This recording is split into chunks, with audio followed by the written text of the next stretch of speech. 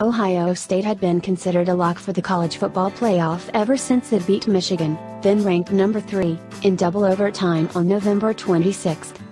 The Buckeyes' resume was strong, with 3 top 10 wins and its only loss on the road to top 10 Penn State. But the committee's love for Ohio State extended into it passing the eye test overwhelmingly, despite a shaky and inconsistent passing game, and the fact that it was not and would not be a conference champion.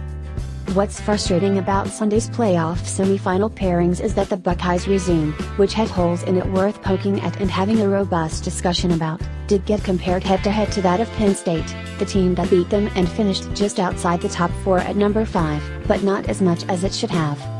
The fourth and final spot of the playoff should have been between the Buckeyes and the Nittany Lions. CFP Selection Committee Chairman Kirby Hockett said those two teams were compared to one another, and the committee was incredibly impressed by Penn State, but that the committee has felt for a number of weeks that Ohio State was simply a better team than Penn State. I will say that Penn State significantly enhanced their position in our conversations after their victory over Wisconsin and the performance we saw last night as they won the Big Ten championship, Hockett said Sunday afternoon. Still, it's a hard pill to swallow for both Nittany Lions fans and also those who believe in the value of conference championships. Penn State finished the season by reeling off 9 consecutive wins and winning the Big Ten championship but beating Wisconsin in a thrilling come-from-behind win on Saturday night. The committee consists of 12 people. The human aspect and the subjectivity that comes along with it is part of the process.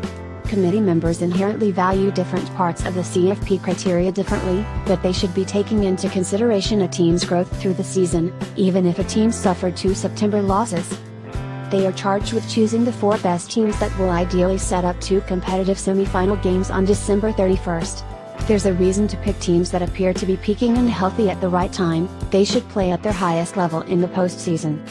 But what would have been the most fascinating decision, comparing Penn State to Ohio State, and allowing the tie-breaking criteria such as head-to-head results and conference titles to really come into play against a strong strength of schedule in the eye test, wasn't what the fourth and final spot came down to because it didn't have to.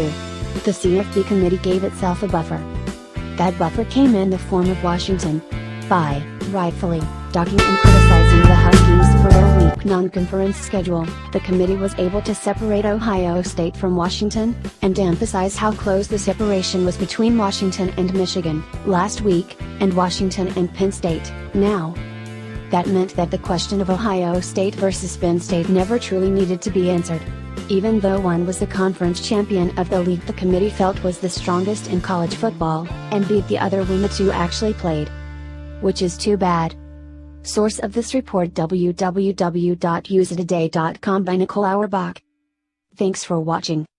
Be happy. Goodbye.